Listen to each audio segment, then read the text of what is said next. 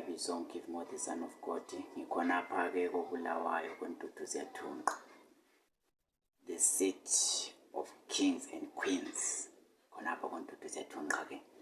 Ngithe namhlanje-ke likhumbule nje libingelele linjani lonke ngezindawo lapho likhona. Hayi mina ngizihlalele nje nirelaxile.